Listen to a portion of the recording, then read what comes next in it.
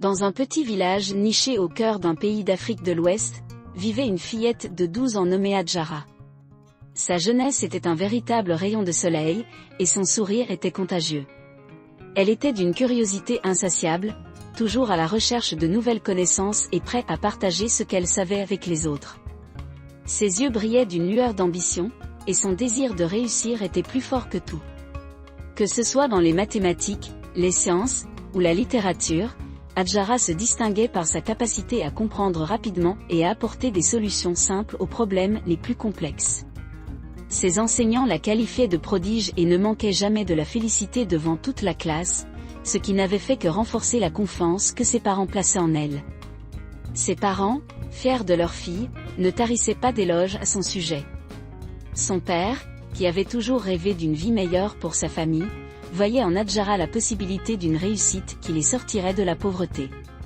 Il lui parlait souvent de ses rêves pour elle, devenir une grande dame, une femme instruite, capable de faire rayonner son village au-delà des frontières.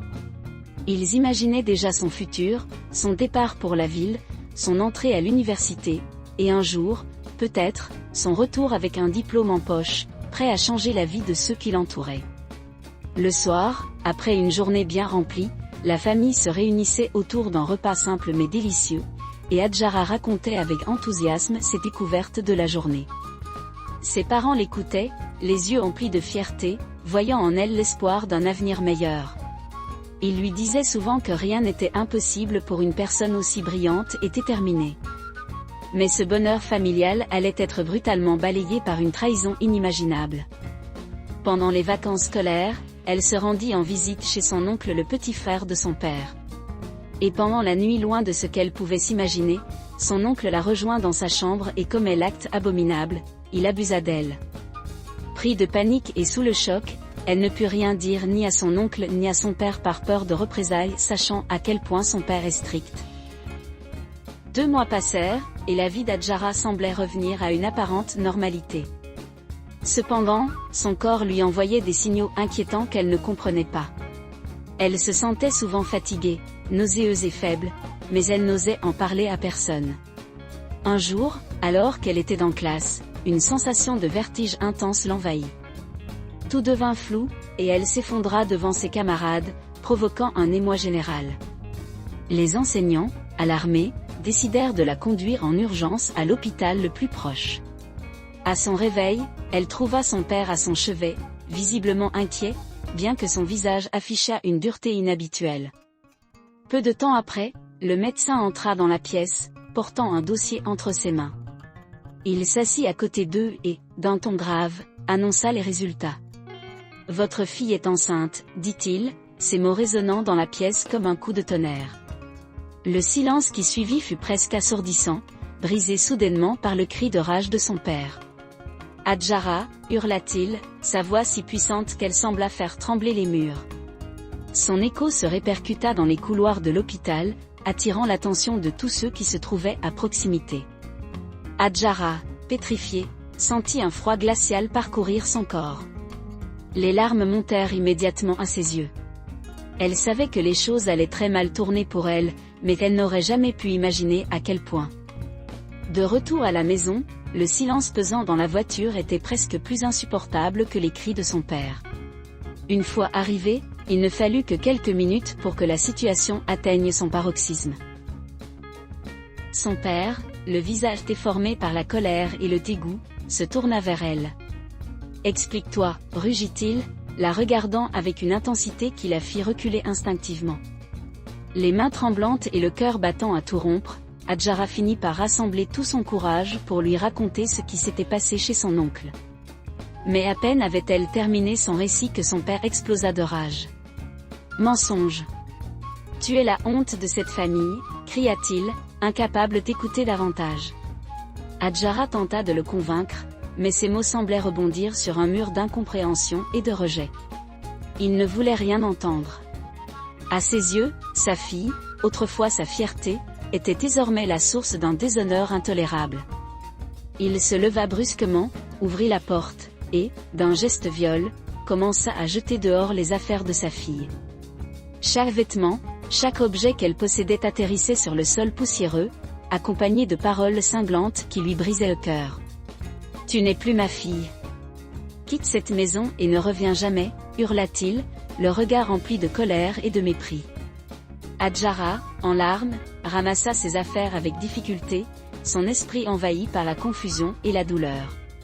Chaque pas qu'elle faisait hors de la maison semblait l'éloigner un peu plus de tout ce qu'elle avait connu et aimé. Le regard de son père était la chose la plus douloureuse à affronter, froid, dur, sans une once de compassion. Elle comprit alors qu'elle était véritablement seule, livrée à elle-même dans un monde qui semblait s'écrouler autour d'elle. Elle était devenue un poids trop lourd à porter. Son père, dans un geste de rejet définitif, l'abandonna dans la rue, la condamnant à une existence solitaire et pleine de dangers. Son monde s'effondra. Elle erra pendant des jours, sans savoir où aller, sans personne sur qui compter. Abandonnée à elle-même, affaiblie par la faim et la fatigue, elle n'avait ni les moyens de se nourrir, ni les moyens de se soigner, ni l'appui d'un proche pour l'aider. Son état de santé se dégrada rapidement, son corps affaibli par les blessures, la malnutrition et le manque de soins. Le ventre rond, elle vivait dans une agonie silencieuse, isolée du monde. Le choc émotionnel était insupportable. Chaque jour, elle se sentait plus proche du gouffre. Puis vint le jour tragique où la douleur devint insupportable. Sa grossesse se termina dans des conditions catastrophiques. L'accouchement, qui n'eut pas lieu dans un hôpital ni même dans un endroit sécurisé, tourna au drame. Hadjara perdit non seulement l'enfant, mais aussi une partie de sa santé. Elle perdit beaucoup de sang, son corps ne supportant pas cette épreuve. Elle s'effondra dans un état de souffrance extrême, seule dans une ruelle déserte. Le vent frais qui soufflait sur elle ne faisait que souligner la brutalité de sa situation. À cet instant, Hadjara se sentait prête à abandonner. La douleur physique et émotionnelle était trop intense. Elle avait perdu tout espoir. Le sentiment d'abandon et d'impuissance l'envahissait. Mais le destin n'avait pas dit son dernier mot. C'est alors que le destin lui tendit la main sous une forme improbable. Abila, une femme d'affaires réputée et respectée, était en ville pour affaires. Lorsqu'elle aperçut Hadjara, étendue dans une ruelle sombre, elle ne put détourner les yeux. La jeune fille semblait brisée, au bord du gouffre, comme une âme perdue. Habiba, d'ordinaire si centrée sur ses affaires et sa carrière, ressentit un élan inexplicable de compassion. Il n'était pas dans sa nature de s'impliquer ainsi, mais ce jour-là, quelque chose dans son cœur lui disait qu'elle devait agir. Elle s'approcha d'Hadjara, son regard doux et ferme à la fois, et lui tendit la main. « Viens avec moi », lui dit-elle, sa voix pleine de tendresse. Sans aucune hésitation, Habiba prit la jeune fille sous son aile. Elle l'emmena chez elle, une maison chaleureuse où les murs semblaient résonner de sécurité et de paix. Dans ce foyer, Hadjara trouva bien plus qu'un toit. Elle trouva une véritable famille, une nouvelle chance de vivre, de guérir, de rêver. Habiba s'occupa d'elle avec une patience infinie. Chaque jour, elle veillait sur la santé d'Hadjara, la soignant avec des remèdes et des soins qu'elle n'avait jamais connus. Elle lui offrit des repas chauds, des vêtements propres, mais plus encore, elle lui offrit une oreille attentive, un refuge pour son âme brisée.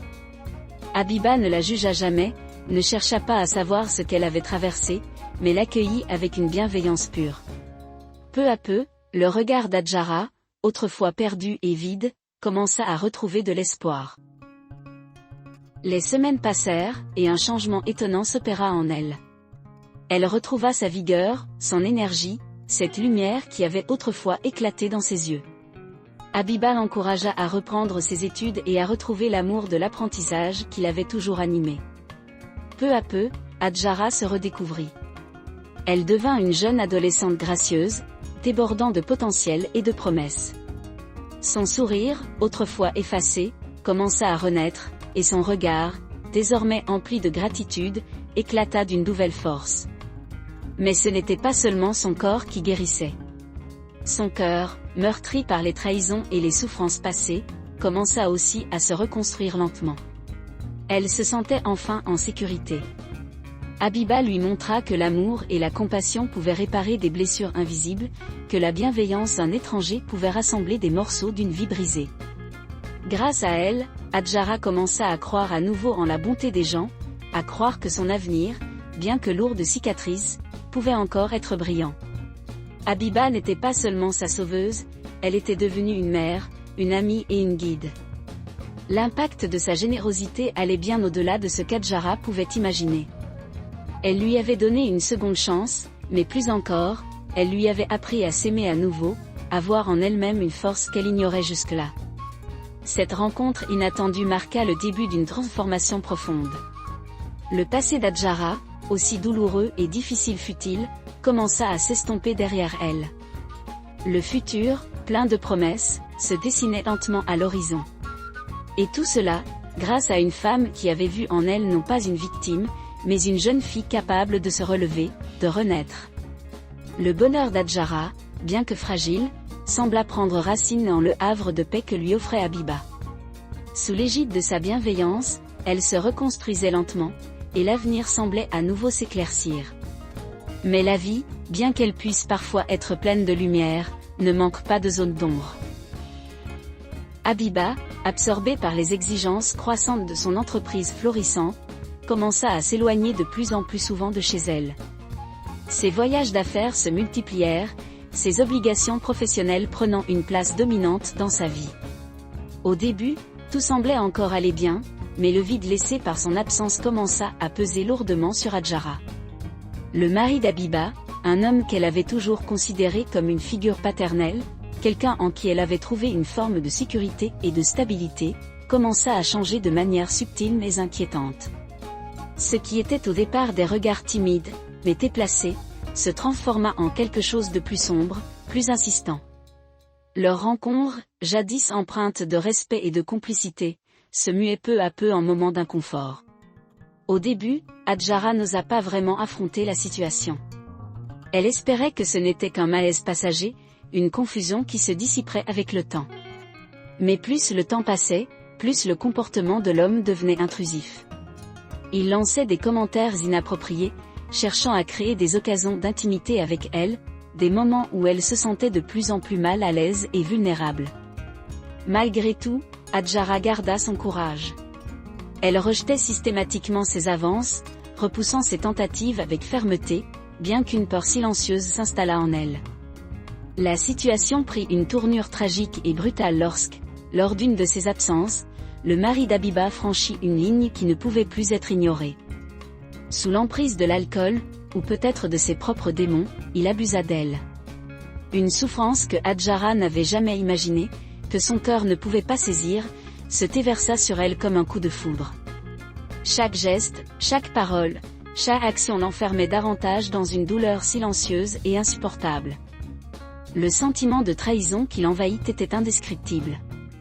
Elle avait perdu son père, elle avait perdu son bébé, et maintenant, celle qui l'avait sauvée, celle qu'elle considérait comme sa famille, ne semblait même pas capable de voir ce qui se passait sous son toit.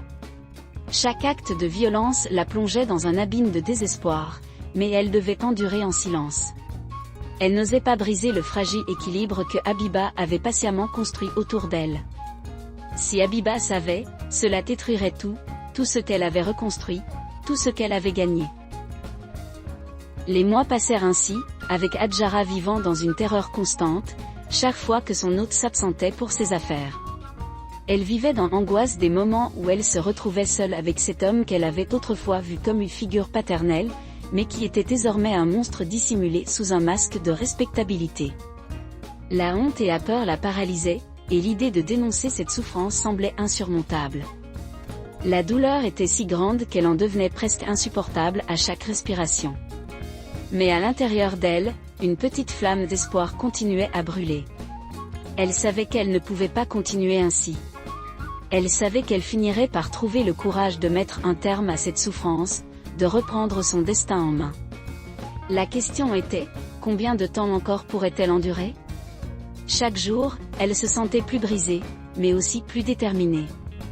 Car elle savait qu'elle ne serait plus une victime. Un jour, alors qu'Adjara errait au marché, le bruit des voix et des cris des marchands habituels sembla se dissiper soudainement, laissant place à une voix forte et captivante amplifiée par un haut-parleur. Elle s'arrêta instinctivement, attirée par ces mots puissants qui résonnaient dans l'air comme un appel au secours qu'elle n'avait jamais osé prononcer. Mes sœurs, personne n'a le droit de vous voler votre dignité. Personne. Si vous souffrez en silence, sachez que vous n'êtes pas seul. Nous sommes là pour vous tendre la main, pour vous aider à retrouver votre voix. La voix de la femme, forte et résolue, envahissait l'espace. Chaque syllabe semblait profondément ancrée dans la réalité d'Adjara, chaque mot frappant son cœur comme un marteau sur une enclume. Essatou, la femme qui parlait, était une figure charismatique, une femme d'une énergie et d'une conviction qui semblait insuffler une force nouvelle à chaque personne qui l'écoutait. Elle parlait de la souffrance des femmes, de celles qui avaient été brisées par l'abus et l'injustice, mais aussi de celles qui avaient trouvé la force de se relever, de lutter, de se reconstruire. Les paroles résonnaient comme une promesse de guérison, et quelque chose dans l'âme d'Adjara se réveilla. La peur et la honte qui l'avaient longtemps emprisonnée commencèrent à se dissiper, ne laissant place qu'à un mince mais précieux fil d'espoir. Quand la présentation d'Essatou se termina, Adjara, tremblante mais déterminée, s'avança vers elle. Elle n'avait jamais envisagé parler de sa souffrance à voix haute, mais aujourd'hui, les mots s'échappèrent d'elle sans qu'elle puisse les retenir.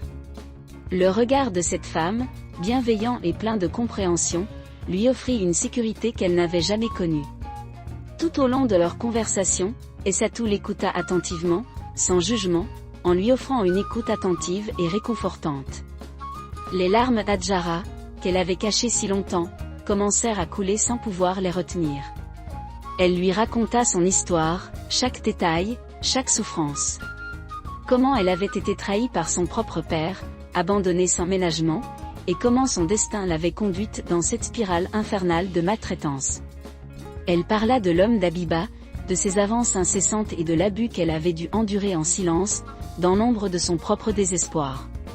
Chaque mot semblait la libérer un peu plus du fardeau qu'elle portait depuis si longtemps. Essatou, avec une douceur empreinte de fermeté, lui répondit « Je te crois, Adjara. Ce que tu vis est insupportable et injuste, mais tu n'as plus à le supporter seul. Nous allons t'aider. Mais sache que la route sera difficile. Nous allons devoir récolter des preuves, comprendre chaque détail de ce que tu as vécu, et faire en sorte que justice soit faite. Es-tu prêt à te battre pour toi-même » Pour la première fois depuis des mois, voire des années, Adjara sentit un soulagement inespéré. Elle n'était plus seule, elle n'était plus la seule à porter ce lourd fardeau. À travers la voix et les gestes d'Essatou, elle percevait une lueur de lumière dans un tunnel qui lui semblait sans fin.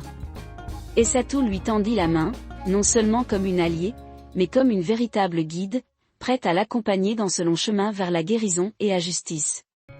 Nous allons commencer tout de suite. Chaque étape est cruciale, mais tu n'as plus à avoir peur, lui assura Essatou, avec une détermination qui contagiait Adjara. Les jours suivants furent remplis de préparations discrètes. Essatou mit en place une stratégie pour recueillir les preuves nécessaires pour porter plainte. Essatou savait que la voie vers la justice serait semée d'embûches. Mais elle savait aussi que, avec la bonne approche et beaucoup de discrétion, elle pouvait récolter les preuves nécessaires pour mettre fin à l'enfer que vivait Adjara. Essatou commença par conseiller à Adjara de prêter attention aux habitudes de son agresseur. Il fallait d'abord comprendre la routine du mari d'Abiba, notamment ses moments de solitude, ses déplacements, et ses habitudes quotidiennes. Chaque détail était essentiel pour établir un plan d'action. Adjara devait identifier les moments où le mari d'Abiba était seul et vulnérable à des preuves accablantes. Essatou lui apprit à observer et à noter discrètement ces informations dans un carnet secret, afin qu'elle puisse les utiliser plus tard. Essatou comprenait qu'il serait risqué d'installer des caméras de surveillance visibles dans la maison. Elle avait donc préparé un plan pour dissimuler des équipements électroniques sans éveiller les soupçons. Elle apporta à Adjara des caméras cachées dans des objets du quotidien, tels que des horloges, des lampes, et des porte-clés. Ces dispositifs pouvaient capturer des moments précis, sans que personne ne se doute qu'il était là. Elle expliqua à Adjara comment placer ces caméras dans des endroits stratégiques, dans la chambre à coucher, le salon, et d'autres pièces clés où elle pouvait passer du temps avec le mari d'Abiba sans attirer l'attention. La première règle était de toujours s'assurer que personne ne remarquait ces objets, et d'éviter de se précipiter pour éviter tout risque. Essatou, connaissant les dangers d'une collecte trop visible, conseilla à Adjara d'utiliser des enregistreurs vocaux discrets. Ces enregistreurs étaient assez petits pour être cachés dans des objets du quotidien comme des porte-clés ou des sacs à main. Ils pouvaient capter des conversations ou des bribes de déclarations qui se produiraient à des moments où le mari d'Habiba n'était pas sur ses gardes. Adjara se familiarisa avec l'utilisation de ces dispositifs, s'assurant que les enregistrements étaient bien sauvegardés à chaque fois. Elle fit attention à ne pas trop en faire, choisissant de ne sortir l'enregistreur que lorsqu'elle savait qu'une conversation pourrait se produire, notamment lorsqu'Habiba était absente. Une fois les enregistreurs et caméras en place, Essatou et Adjara mirent en œuvre une stratégie subtile pour créer des occasions propices à la collecte de preuves sans éveiller de soupçons. Chaque fois qu'Habiba quittait la maison pour ses affaires, Adjara savait que c'était un moment crucial. Elle commença à effectuer davantage de tâches ménagères et à passer du temps seule avec le mari d'Habiba dans des lieux où elle pouvait être plus vulnérable.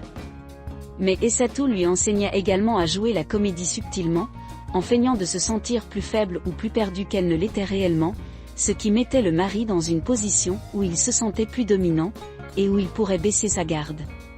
Adjara apprenait à créer des tensions invisibles, en flirtant légèrement, en cherchant des occasions où les gestes et les mots pourraient devenir compromettants. Ces interactions, bien que furtives, étaient un moyen d'inciter l'homme à se dévoiler inconsciemment. Au fur et à mesure que la situation se déroulait, Adjara commença à capter des moments où le mari d'Habiba se laissait aller à des gestes déplacés, des mots menaçants ou des avances subtiles. Essatou lui donna des instructions précises. Chaque fois que le mari d'Habiba agissait de manière inappropriée, elle devait, de façon discrète, activer l'enregistreur ou s'assurer que la caméra était en marche. Les enregistrements devenaient de plus en plus essentiels, car chaque détail pouvait peser dans la balance judiciaire. Les preuves étaient désormais rassemblées, mais elles étaient fragiles. Essatou s'assurait que chaque situation où Adjara pouvait être seule avec l'agresseur soit soigneusement planifiée, et elle l'encouragea à se montrer de plus en plus vigilante sans jamais se précipiter. Cela devenait une danse silencieuse où chaque mouvement, chaque mot, pouvait être capté sans retour possible. L'étape finale de la collecte de preuves fut la confrontation, bien que subtile. Essatou conseilla à Adjara de pousser doucement l'homme à se trahir encore davantage, par des gestes ou des mots qui, enregistrés, seraient des éléments décisifs. Elle savait qu'il finirait par faire une erreur, un geste qui pourrait être enregistré et le piéger. C'est alors qu'elles mirent en place un piège. Pendant un de ses absences, Essatou et Adjara décidèrent de filmer une conversation plus directe, où le mari d'Habiba, sous la pression d'un faux aveu de culpabilité de la part d'Adjara, pourrait se trahir. Ce moment clé serait celui où la culpabilité du mari serait irréfutable. Grâce à l'ingéniosité d'Essatou et à la courageuse coopération d'Adjara, les preuves nécessaires commencèrent à émerger. Petit à petit, chaque détail, chaque fragment de vérité se mettait en place, comme les pièces d'un puzzle complexe. Des témoins furent retrouvés, des documents compromettants furent découverts, et bientôt, il devint évident que le mari d'Habiba était responsable des atrocités qu'Adjara avait subies. Le sentiment d'Adjara était partagé entre la satisfaction de voir la justice prendre forme et la peur de ce que l'avenir pourrait lui réserver. Mais tout à coup, l'équilibre fragile de cette quête pour la vérité fut ébranlé par un événement inattendu. Habiba, qui avait toujours été occupée par ses affaires et qui, jusque-là, semblait aveugle à ce qui se passait sous son toit, commença à ressentir quelque chose de différent. Ses instincts de femme, et peut-être aussi d'épouse, se mirent en alerte. Elle se demanda pourquoi Adjara semblait plus distante ces derniers temps, pourquoi elle se comportait comme si quelque chose la rongeait en silence. Un jour, alors qu'Habiba fouillait par accident dans un tiroir où elle avait l'habitude de ranger des papiers administratifs, elle tomba sur une série de documents qu'elle n'avait pas vus auparavant. Des témoignages, des photos, des notes prises discrètement.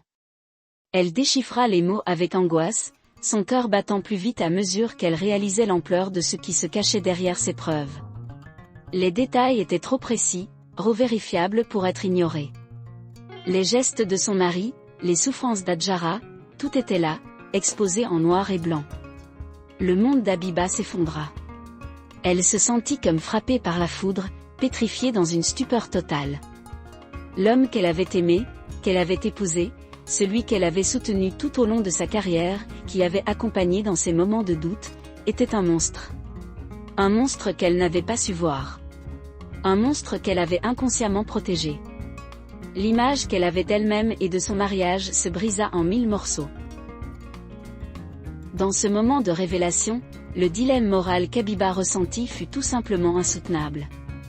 Elle n'avait pas de mots pour exprimer l'horreur qui envahissait son cœur.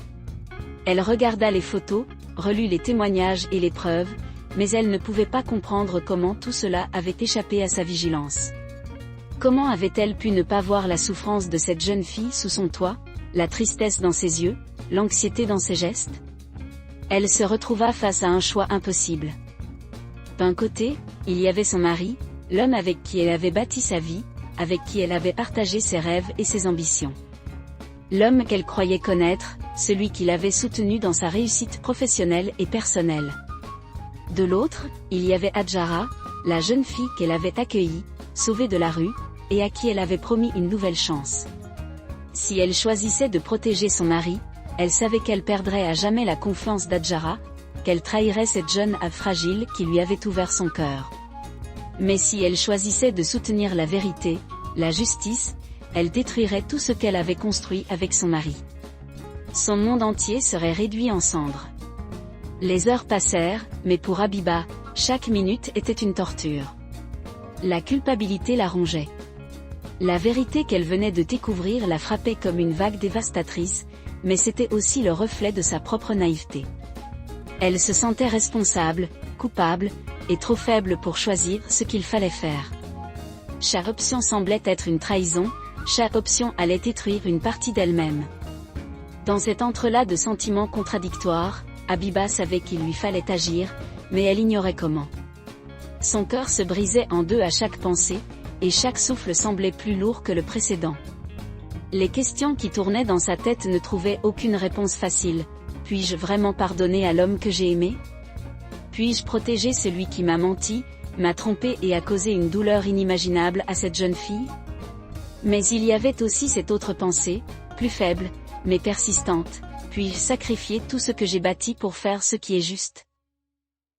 Après de longues nuits d'introspection, passées à osciller entre l'amour aveugle qu'elle portait à son mari et la culpabilité insoutenable de sa complicité par omission, Habiba finit par prendre une décision radicale. Ce fut une décision qui, bien que déchirante, s'imposa à elle comme la seule voie possible pour réparer les torts qu'elle avait, sans le vouloir, contribué à nourrir. Un soir, alors que son mari rentrait tard, les très fatigués, Habiba attendait dans l'obscurité de leur salon. La lumière tamisée projetait des ombres dans la pièce, mais ses yeux brillaient d'une intensité nouvelle. Ses mains, habituellement pleines de douceur, étaient serrées en poing, un mélange de colère et de douleur s'étant peu à peu installé en elle. Elle ne pouvait plus supporter de vivre dans l'ignorance et la complicité passive. Le bruit de la porte s'ouvrant la fit se lever, et elle se tourna lentement vers lui. Lorsqu'il entra, l'air distrait, il s'arrêta en la voyant debout. Son sourire habituel, qui semblait tout dissimuler, s'éteignit aussitôt, un léger malaise s'installa entre eux. Il posa son sac sur la table et se tourna vers elle. « Habiba, qu'est-ce qui ne va pas ?» demanda-t-il d'une voix qui semblait feindre l'inquiétude, comme s'il n'avait rien à se reprocher. Mais Habiba, son regard froid comme l'acier, ne se laissa pas tromper. Elle avança d'un pas et, d'une voix ferme mais calme, elle déclara « Je sais ce que tu as fait ». Ces mots étaient simples, mais ils résonnaient comme un couperet, tranchant l'air entre eux. Un silence pesant s'abattit sur la pièce. Il la fixa, ses yeux trahissant une étonnante agitation. Puis, après un long moment d'hésitation, il éclata de rire, un rire forcé qui n'atteignait pas ses yeux. « Tu sais quoi? Habiba, tu es en train de me dire quoi? Je ne comprends pas. Peut-être que tu as mal compris quelque chose. Tu sais très bien que je t'aime et que je n'ai jamais rien fait de mal. C'est toi qui imagines des choses. Je n'ai rien à cacher. » Habiba, même si la douleur la rongeait, restait implacable. « Tu ne nierais tout de même pas l'évidence, n'est-ce pas ?» dit-elle, les yeux ne quittant pas les siens. Je sais ce qui se passe, et je sais ce que tu as fait à Adjara. Mais l'expression sur le visage de son mari se transforma alors. Il se rapprocha d'elle, un sourire sournois aux lèvres. Adjara, dit-il d'un ton condescendant. C'est de cela dont tu veux parler? Elle t'a manipulé, Habiba. Elle t'a dit des mensonges pour t'atteindre. Elle n'est qu'une adolescente perturbée. Tu te laisses influencer par elle comme une enfant. Habiba recula d'un pas, surprise par la violence et la froideur de ses paroles. Mais il continua, exploitant chaque brèche de doute dans son esprit. Adjara, cette pauvre fille, tu ne vois pas ce qui se cache derrière ces accusations? Elle a voulu te détruire. Elle est juste en colère et cherche quelqu'un sur qui jeter la faute. Et toi, tu te laisses emporter. Tu es tellement encline à voir le mal partout que tu vois de l'innocence là où il n'y en a pas. Il prit une pause, son regard se faisant plus pénétrant, et ajouta doucement, tu me crois, n'est-ce pas? Je t'ai toujours soutenu, et tout ce que je fais, je le fais pour toi, pour nous. Les mots de son mari étaient comme des flèches envenimées, destinées à percer ses défenses et à enfoncer la culpabilité dans son cœur. Habiba sentit son esprit vaciller. Un instant, le doute s'installa dans son esprit, comme une brume épaisse. Était-elle en train de se tromper? Était-ce possible qu'Adjara ait inventé toute cette histoire? Il poursuivit, d'un ton plus doux cette fois.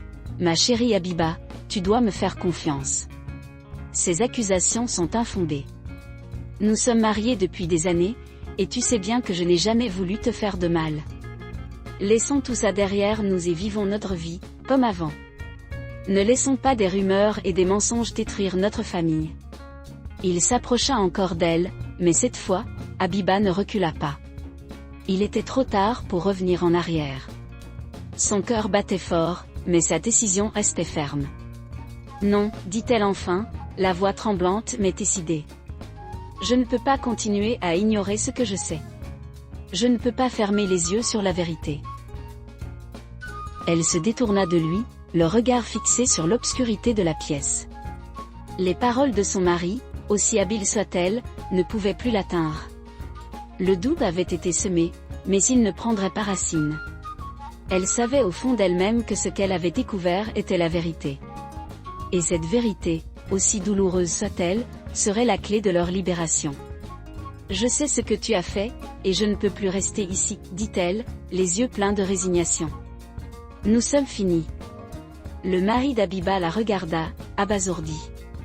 Le choc se lisait sur son visage, mais derrière la stupeur, il savait que son monde venait de s'effondrer. Puis elle ajouta, « Et si tu t'approches à nouveau d'Adjara, je te dénoncerai. Je ne permettrai plus que tu détruises la vie d'une autre personne. Pas celle d'une jeune fille que j'ai accueillie sous mon toit. » Son mari resta figé, les mots d'Habiba frappant son cœur comme une lame acérée. Mais Habiba, consciente que tout était déjà brisé, n'eut aucun remords en ajoutant, « Je quitte tout.